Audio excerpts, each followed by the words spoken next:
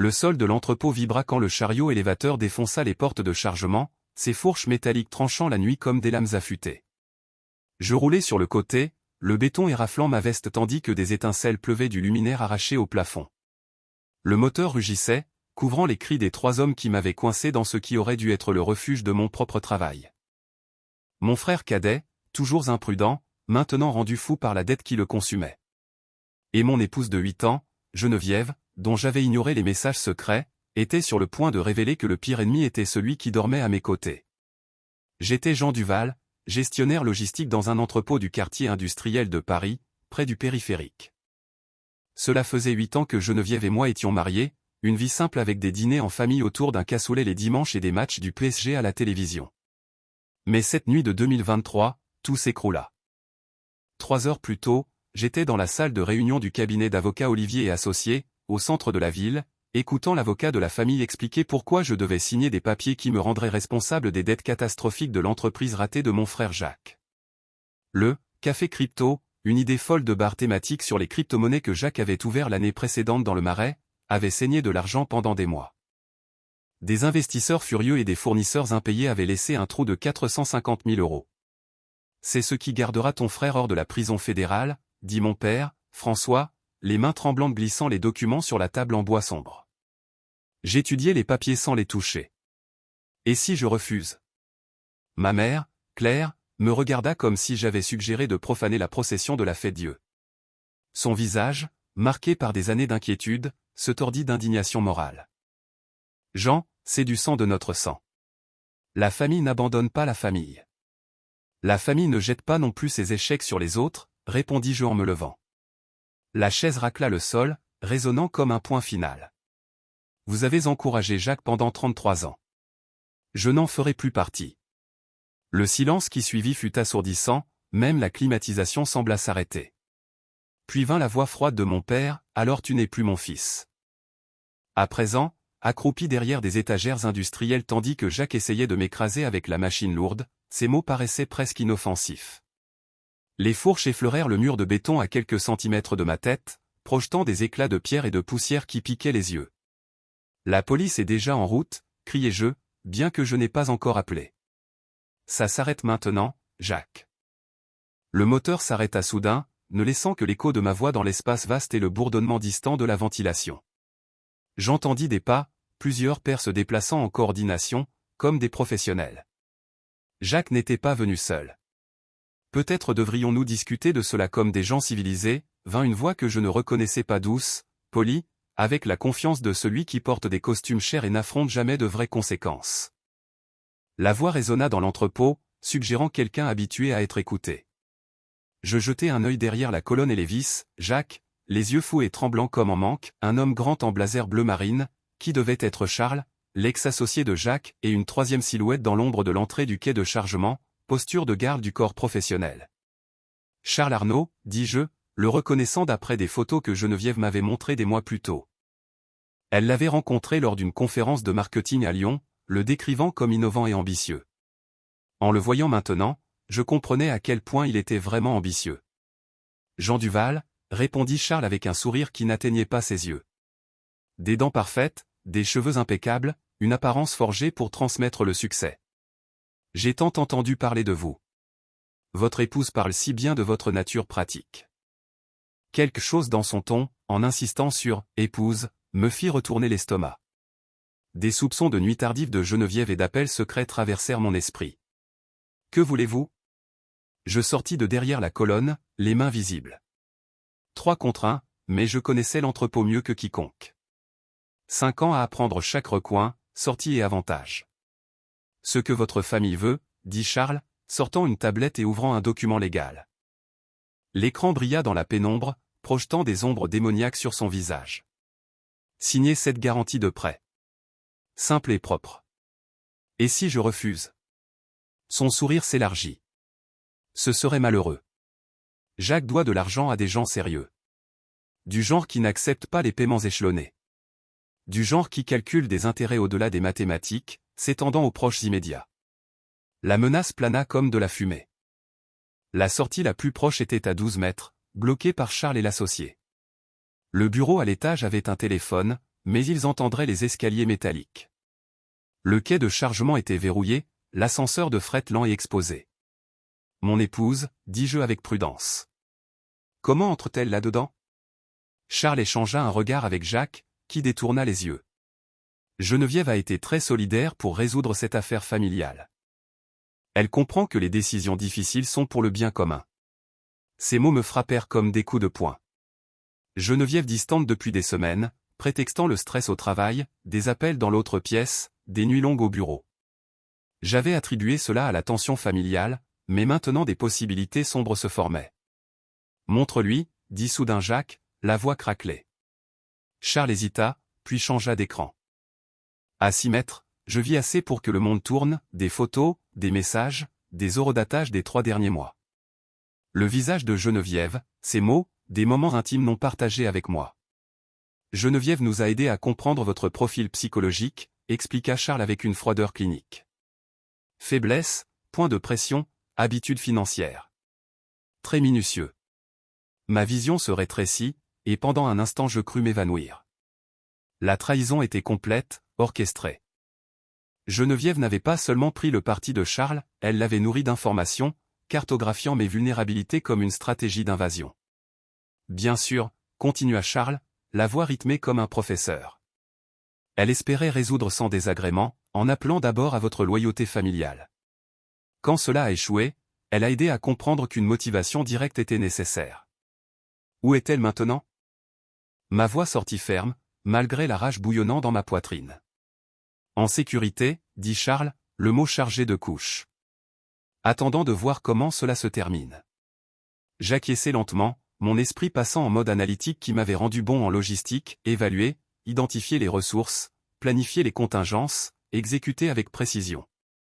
La garantie de prêt, dis-je. Laissez-moi voir les termes. Charles s'approcha, tendant la tablette avec la confiance de celui qui tenait toutes les cartes. Je notai l'homme à la porte qui bougeait, un éclat métallique sous sa veste. Du muscle professionnel. Cela allait au-delà de la pression familiale, c'était une coercition organisée avec une force réelle. Je pris la tablette et fis défiler le texte dense, 450 000 € de dette immédiate, avec ma maison et ma retraite comme garantie. Des clauses qui me rendraient responsable des dettes futures de Jacques. De l'esclavage financier déguisé en loyauté. C'est complet, dis-je, gagnant du temps tout en mémorisant la disposition autour. Très minutieux. Votre épouse a aidé à rédiger des parties.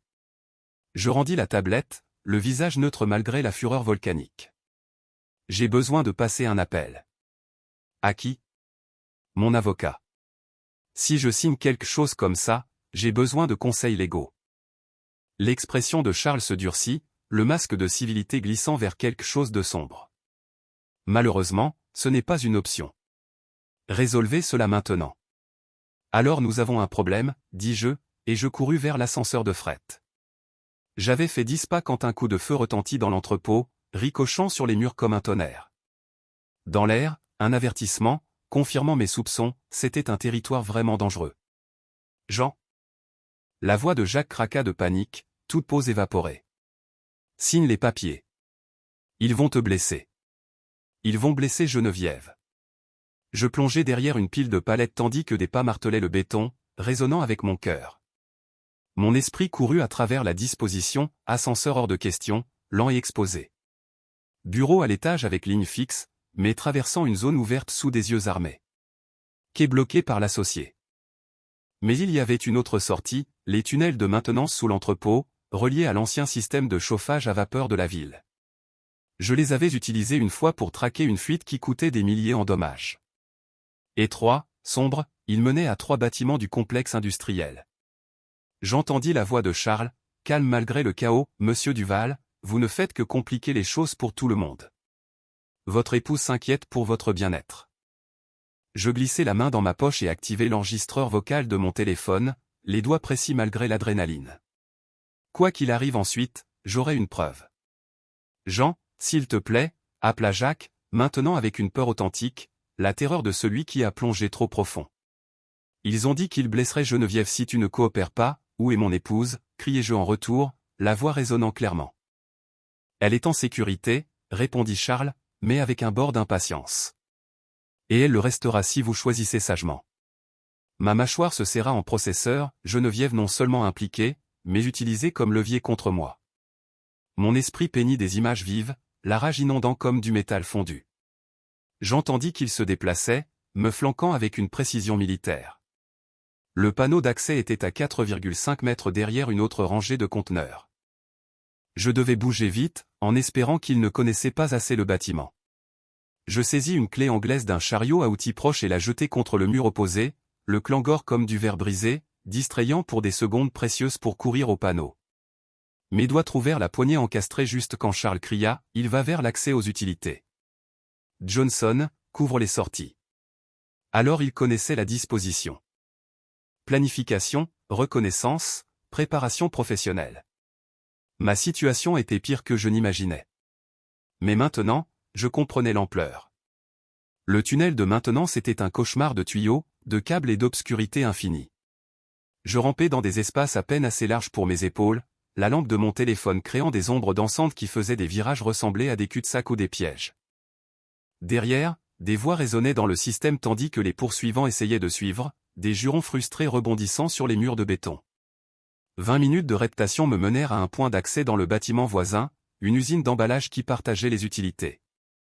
J'émergeais dans une salle de fourniture remplie de matériaux industriels. Vêtements déchirés et sales, mains écorchées par le béton et le métal, goût de poussière dans la bouche, genoux douloureux, mais vivants et libres. Je trouvai un téléphone fonctionnel et composé le 17 avec des mains plus fermes que prévu. Police d'urgence. Ici Jean Duval. Je suis retenu contre ma volonté par des hommes armés à l'entrepôt Duval Logistique, 1247 boulevard industriel. Ils ont menacé de blesser mon épouse si je ne signe pas des documents financiers sous contrainte. Monsieur, danger immédiat? Oui, au moins une arme à feu et des menaces explicites. J'ai échappé, mais ils pourraient me poursuivre. Officier dépêché. Restez en ligne et donnez votre position actuelle. Je donnai l'adresse et entendis la dispatching coordonnée. Par la fenêtre, je vis des voitures arriver à l'entrepôt, les lumières peignant le complexe en rouge et bleu, comme des scènes d'urgence. Mon téléphone vibra avec un texto d'un numéro inconnu, nous avons Geneviève. Annule la police ou elle paie. Mon souffle s'arrêta comme de la glace dans les poumons, je lus 3 fois en espérant que ça change. Je montrai aux policiers arrivants, et en minute une équipe tactique se forma. Mais tandis qu'ils préparaient l'assaut, mon téléphone sonna. Jean. La voix de Geneviève, tremblante et effrayée, vint claire par le haut-parleur.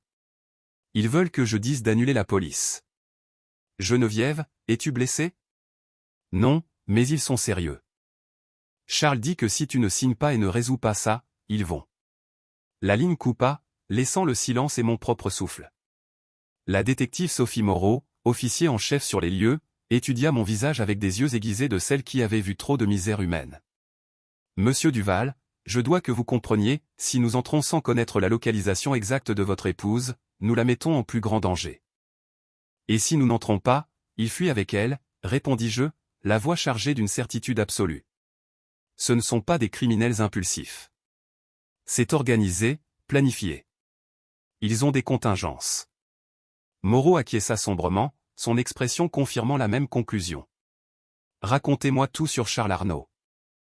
Je passai l'heure suivante à exposer ce que je savais et soupçonnais, la relation de Charles avec Geneviève, le schéma d'investissement du café crypto qui n'avait jamais eu de sens financier, des collecteurs de dettes trop professionnels pour être de la rue ordinaire, la campagne de pression familiale qui m'avait isolé de tout soutien. Tandis que je parlais, les pièces d'un tableau plus large émergeaient. Charles n'était pas seulement l'associé de Jacques, il dirigeait une opération sophistiquée utilisant les dynamiques familiales et les relations personnelles pour contraindre les victimes à la conformité financière. Geneviève n'avait pas seulement trahi, elle avait été recrutée comme atout, une arme tournée contre son mari. Monsieur Duval, dit Moreau enfin, la voix lourde d'une expérience dure. Je pense que votre situation familiale est plus compliquée que vous ne l'imaginiez. Nous confirmâmes une fuite, ajouta-t-elle à voix basse, regardant le van où le liaison fédéral parlait au téléphone. Quelqu'un à la logistique fédérale a averti Charles de la descente. Le bureau a isolé la brèche. Bouché l'accès et verrouillé les communications. Il ne reçoit plus d'avertissement. À 2 heures du matin, l'équipe tactique envahit l'entrepôt avec des charges explosives illuminant la nuit. Ils trouvèrent vide, sauf pour les images de sécurité montrant Charles, Jacques et l'associé sortant par l'arrière 20 minutes après l'arrivée de la police. Mon téléphone, laissé au sol comme preuve abandonnée, contenait un message final, « Tu as choisi la loi sur la famille. » Geneviève paie les conséquences. Mais Charles avait commis une erreur cruciale.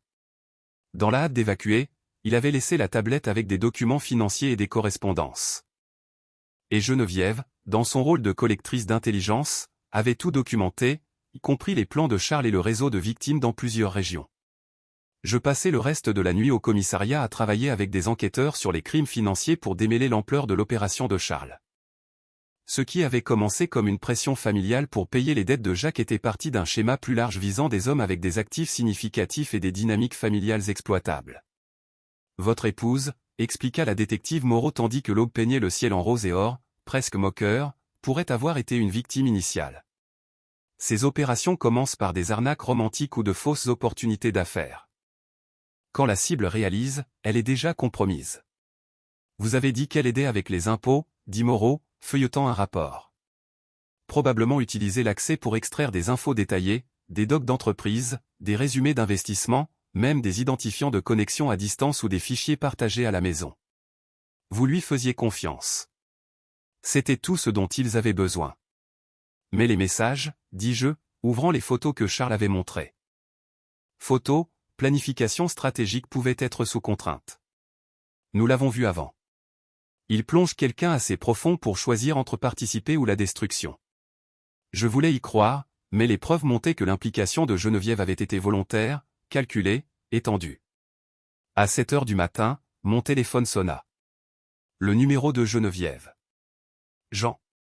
Sa voix maintenant différente, plus dure, contrôlée, comme celle qui avait fait la paix avec des décisions difficiles. Nous devons parler. Où es-tu? Dans un endroit sûr, loin de la police. Geneviève, viens au commissariat. L'opération de Charles est plus grande que tu ne sais. Tu es en danger. Je suis exactement où je dois être, dit-elle froidement, le ton avec une finalité. La question est, que feras-tu pour récupérer ta vie? Je sentis quelque chose de froid s'installer dans ma poitrine comme de la glace dans les veines. Que veux-tu dire? Charles a une vidéo de notre conversation ce soir. Toi menaçant Jacques, refusant d'aider la famille, choisissant la loi sur la loyauté. Combiné à ton historique de conflits familiaux, ça peint un tableau spécifique. Tu me menaces. Je t'offre un choix. Signe la garantie financière, transfère l'argent pour les dettes de Jacques, et ça disparaît. Refuse, et la vidéo devient publique avec un récit détaillé de ton instabilité psychologique et de ton abandon familial. Ma mâchoire se serra en processeur les implications. Et toi, qui gagnes-tu? La liberté, dit-elle sans hésiter, le mot chargé de ressentiments accumulés. D'un mariage avec quelqu'un qui met l'argent avant la famille. D'une vie mariée avec quelqu'un qui n'aide même pas son propre frère. Charles est là avec toi. Une pause assez longue pour être significative. Charles comprend la loyauté. Il comprend se battre pour ceux qu'on aime. Geneviève, écoute attentivement. Charles dirige une opération criminelle. Tu n'es pas sa partenaire. Tu es une victime. Quand ça s'effondrera, tu affronteras les accusations tandis qu'il disparaîtra. Tu te trompes, dit-elle, mais avec une incertitude pour la première fois. Alors prouve-le. Demande à Charles sur les autres cibles. Sur Sarah Chen à Bordeaux ou Michael Rodriguez à Marseille. Demande combien de crises familiales il a résolues. La ligne resta silencieuse, seulement le trafic distant et la respiration de Geneviève. Tu as 24 heures, dit-elle enfin. Après, la vidéo sort et tu n'as plus rien à protéger. L'appel se termina, me laissant fixer le téléphone, réalisant que mes 8 ans de mariage étaient devenus un autre champ de bataille dans la guerre de Charles contre les victimes. La détective Moreau avait entendu l'appel via l'équipement d'enregistrement du commissariat. Monsieur Duval, je pense qu'il est temps de discuter de la garde protectrice. Non, dis-je fermement, la voix avec une résolution qui me surprit. Il est temps de discuter de faire tomber Charles. Dans les 18 heures suivantes, je travaillais avec des agents fédéraux pour cartographier le réseau criminel de Charles. Le café crypto n'était qu'un des dizaines d'affaires fictives pour créer des crises de dettes exploitables contre les familles. L'opération avait rapporté des millions en 3 ans, toujours sous le radar fédéral. Jusqu'à maintenant. Mon cas était la faille que la loi attendait. Contrairement aux autres victimes de Charles, j'avais des ressources, des connexions et, surtout, la volonté de lutter plutôt que de payer et de me taire. Mais d'abord, sauver Geneviève d'elle-même. La rencontre fut fixée à 20 h dans le complexe industriel Riverside abandonné, un labyrinthe d'usines défuntes et d'entrepôts vides que Charles utilisait comme base. Je viendrai seul, signerai les documents financiers, transférerai les fonds électroniquement. En échange, Geneviève serait libérée, la vidéo détruite. Bien sûr, je n'avais pas l'intention d'honorer. Des agents fédéraux entourèrent le complexe à 18 h, position coordonnée pour éviter la détection tout en maintenant des lignes de vue sur les voies de fuite. Je portais un enregistreur et un téléphone modifié transmettant ma localisation en temps réel. Le plan simple, faire parler Charles, confirmer la localisation de Geneviève, signaler aux équipes tactiques d'entrée. Ce que nous trouvâmes fut un piège dans un piège dans un piège. J'arrivai à l'entrepôt désigné et trouvai Geneviève seule, assise sur une chaise métallique sous une lampe pendante projetant des ombres dures sur son visage. Elle semblait fatiguée, effrayée, mais indemne. La vue remua des émotions complexes dans ma poitrine, soulagement, rage, amour, trahison, tout entremêlé comme du fil barbelé. « Jean », dit-elle en s'approchant, la voix à peine au-dessus d'un murmure. « Je suis désolé que ça en soit arrivé là. »« Où est Charles ?» Assez près, vint la voix de Charles des haut-parleurs dans les poutres, distordu par l'acoustique, mais pas idiot pour être dans le même bâtiment qu'une opération fédérale avec écoute. Ma poitrine se serra comme de l'acier gelé avec les implications. Charles savait pour la surveillance, signifiant une fuite dans la loi ou une opération plus sophistiquée que nous n'imaginions. Geneviève, continua Charles avec une confiance calme de celui qui tenait les cartes. Explique s'il te plaît à ton mari comment cela va fonctionner. Le visage de Geneviève se durcit, et je vis quelque chose de nouveau, une froideur qui la rendait étrangère. Jean, l'opération du FBI que tu as lancée a été compromise depuis le début. Charles a des contacts dans la loi fédérale. Ils savent pour l'enregistreur, le traceur et les équipes tactiques autour. Impossible, dis-je, mais je me rappelais des anomalies de la réunion, des questions trop spécifiques, une préparation trop commode. Charles mène ça depuis des années, continua Geneviève, la voix comme un discours répété. Tu crois qu'il serait libre s'il ne neutralisait pas la loi quand nécessaire? Mon esprit courut les implications. Si Charles avait des contacts fédéraux, toute l'opération avait explosé. Pire, les équipes tactiques pouvaient tomber dans une embuscade, risquant des officiers innocents. Cependant, la voix de Charles crépita avec distorsion électronique, nous ne sommes pas déraisonnables. Geneviève m'a convaincu que tu pouvais résoudre cela au bénéfice de tous. Quelle résolution, demandai-je, déjà en train de prendre mon téléphone pour alerter les agents. Le plan original, dit Geneviève, se levant de la chaise avec une grâce fluide. Tu signes la garantie, transfères 450 000 € pour les dettes de Jacques, et tu pars. En échange, tu récupères ton épouse et une vie normale. Mon téléphone montrait aucun signal. L'entrepôt brouillé, coupant la communication avec le monde extérieur. Et si tu refuses, la vidéo de toi menaçant Jacques sort avec des docs sur ton historique d'abandon familial. Ton emploi remis en question. Mariage détruit.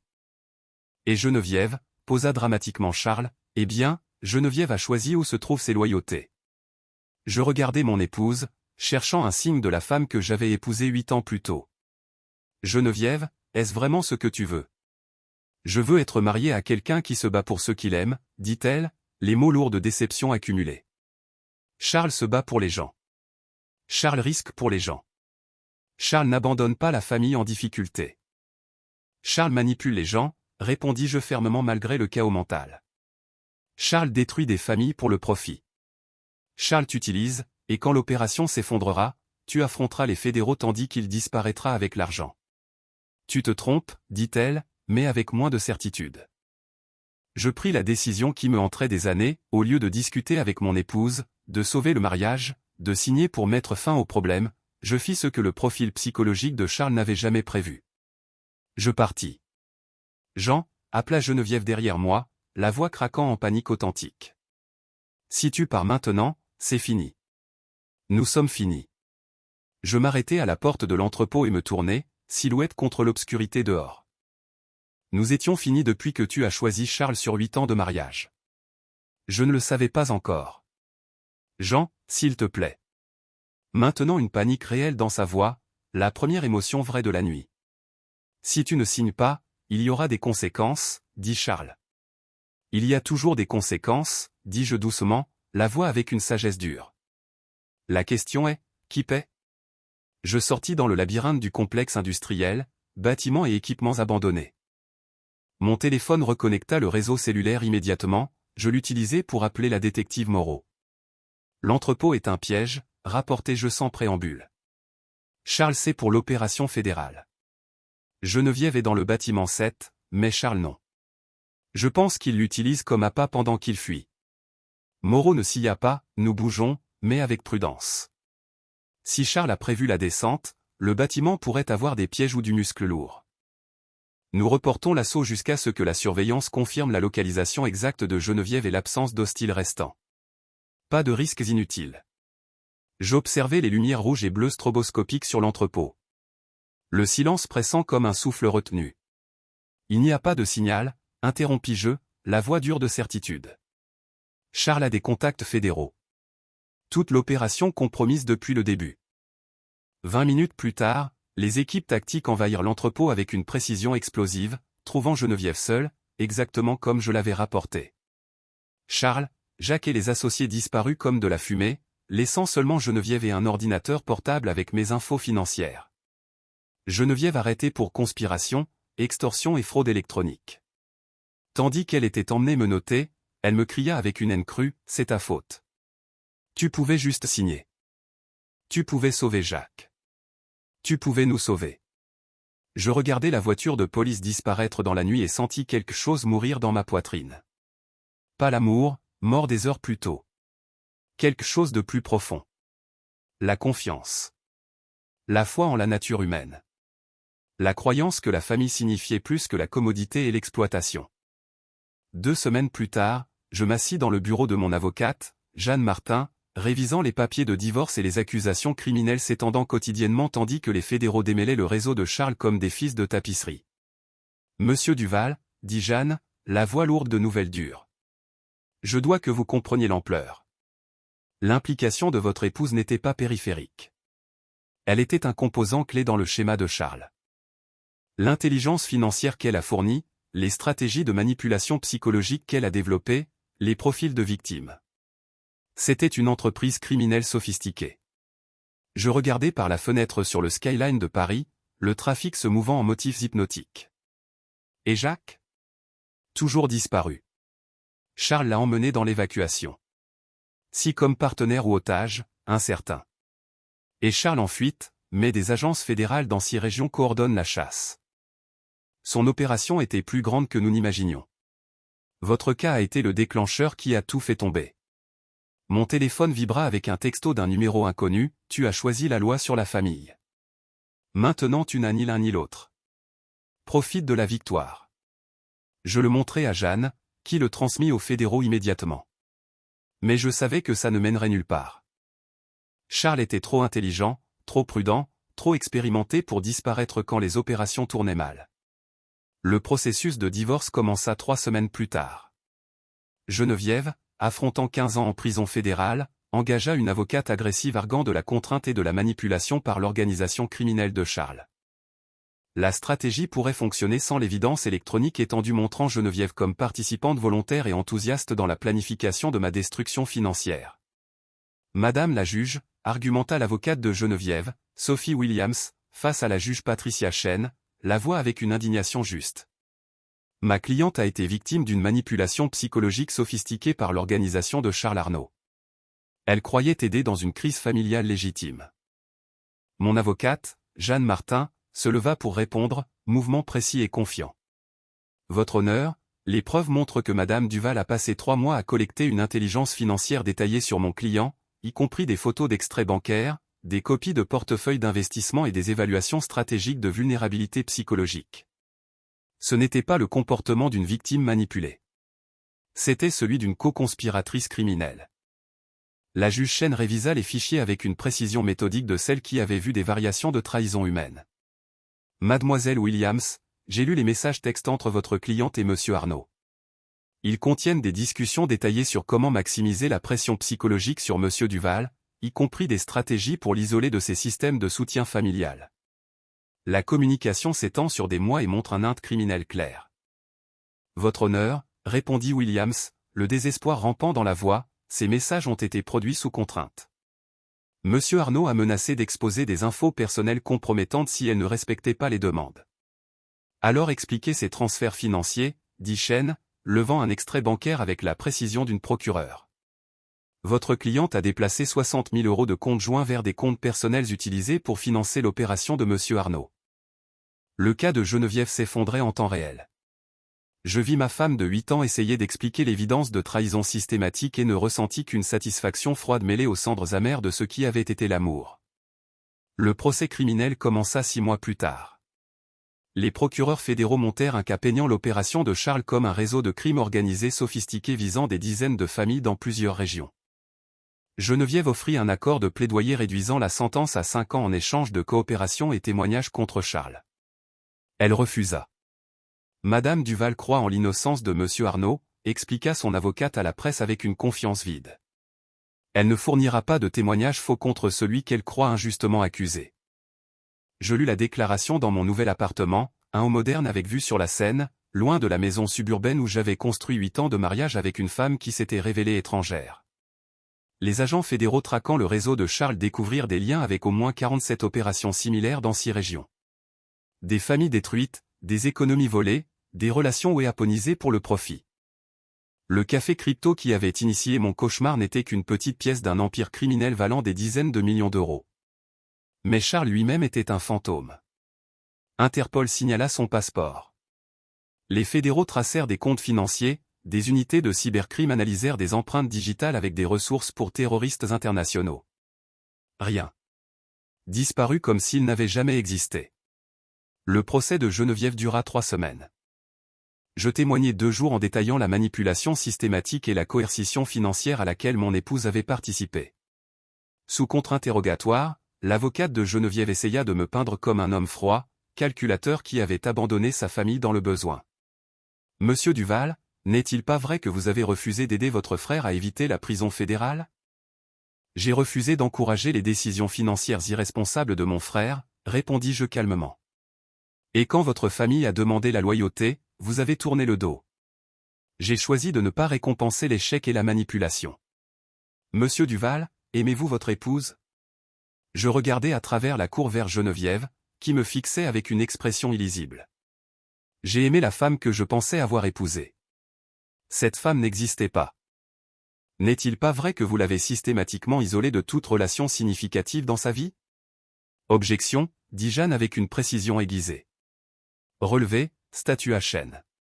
Mademoiselle Williams, concentrez-vous sur les accusations contre votre cliente. Mais le dommage était fait. Mon témoignage m'avait peint exactement comme un homme qui pourrait pousser une épouse à des mesures désespérées.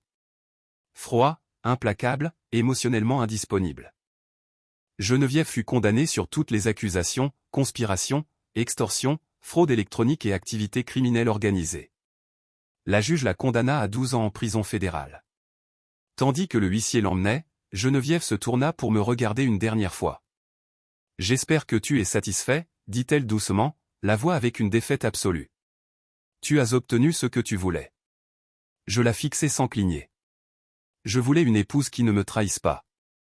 Je voulais une famille qui n'essaie pas de me détruire. Je voulais des gens autour qui comprennent la différence entre loyauté et exploitation. Tu voulais la perfection, répliqua-t-elle, les mots coupant comme une lame. Et quand tu ne l'as pas eue, tu as tout brûlé. Je n'ai rien brûlé, dis-je tandis que les portes de la cour se fermaient entre nous. J'ai juste arrêté de payer pour reconstruire ce que les autres déchiraient. 6 mois après la sentence de Geneviève, je reçus un paquet sans expéditeur. Dedans, une photo unique, Jacques assis dans un resort de luxe, souriant avec un cocktail à ombrelle. Au verso, certains retrouvailles familiales rapportent plus que d'autres. Merci de m'avoir enseigné la valeur de couper le poids mort. Je fixai la photo longtemps, comprenant enfin que Jacques n'avait pas été victime ou partenaire réticent de Charles. Il avait été un outil de recrutement, une entrée dans ma famille, un moyen d'identifier et cibler une victime avec des actifs significatifs et des dynamiques familiales exploitables. Le café crypto n'avait jamais été une affaire réelle. Les dettes fabriquées. La crise artificielle. Tout, de la manipulation émotionnelle des parents à la trahison de Geneviève à la confrontation dans l'entrepôt, orchestrée pour me presser à la reddition financière. Charles avait joué un jeu plus long que je n'imaginais. Et Jacques, Geneviève et les parents tous participants volontaires. Je gardai la photo sur mon bureau exactement une semaine. Puis je la déchirai et commençai les appels. Jeanne, dis-je quand l'avocate répondit, je veux discuter d'un litige pour récupération d'actifs. Contre qui? Tout le monde. Les procès civils commencèrent 2 mois plus tard. Je poursuivis l'organisation de Charles sous les statuts RICO, mes parents pour conspiration et fraude, et Jacques pour son rôle dans l'entreprise criminelle. Plus important, je poursuivis le patrimoine de Geneviève pour récupération d'intelligence financière et d'actifs matrimoniaux transférés à l'opération de Charles. Monsieur Duval, expliqua Jeanne en préparant les dépôts, comprenez-vous que la plupart de ces défendeurs n'ont pas d'actifs à récupérer? Je comprends qu'ils doivent affronter les conséquences de leur choix, répondis-je, la voix avec une certitude morale absolue. Les procès avancèrent dans le système avec une efficacité brutale. Mes parents, affrontant des frais légaux qu'ils ne pouvaient payer et l'évidence de complicité dans le schéma de Charles, déclarèrent faillite et perdirent leur maison à Neuilly. La condamnation de Geneviève rendit le cas civil contre son patrimoine une conclusion acquise. Jacques disparut, mais Jeanne déposa des ordres de saisie contre tout actif qui pourrait surgir. Tu détruis ce qui reste de la famille, dit la détective Moreau quand elle appela pour mettre à jour l'enquête fédérale. Ma famille s'est détruite elle-même, répondis-je sans émotion. Je documente juste les dommages. Mais la vraie résolution vint non à la fin des sentences ou des disparitions, mais dans l'exposition publique que j'orchestrai avec précision. Après les jugements, j'utilisai des contacts dans la presse française d'un reporter du Monde qui avait couvert l'affaire pour divulguer des documents clés de l'opération de Charles. Non seulement les preuves fédérales, mais des détails personnels, messages de Geneviève coordonnant la trahison, enregistrement des parents pressants pour « loyauté familiale », qui était en fait complicité dans la fraude, et même des photos de Jacques à des fêtes de jazz à Saint-Germain, dépensant de l'argent sale tout en criant au secours. Le scandale explosa comme des feux d'artifice à la fête de la musique, manchette sur tous les portails, du Figaro à France Info, étiquetant Geneviève comme « la traîtresse de Neuilly », les parents comme « les facilitateurs de la ruine familiale », et Jacques comme « le frère escroc ». Geneviève, déjà en prison, perdit toute chance de plaidoyer révisé, son image publique vira de victime à vilaine calculatrice, l'isolant de tout soutien résiduel. Les parents, en faillite, virent leurs amis de procession catholique et de dîners dominicaux s'éloigner, murmurant sur « famille pourrie ». C'était un drame suffisant pour captiver, mais seulement psychologique, perte de face, isolement émotionnel, effondrement de réseau qui les définissait. Des années plus tard, en voyant ma fille danser la valse dans le jardin lors d'une fête maison, je sus que la vraie victoire était cela, une vie reconstruite sans les ombres du passé.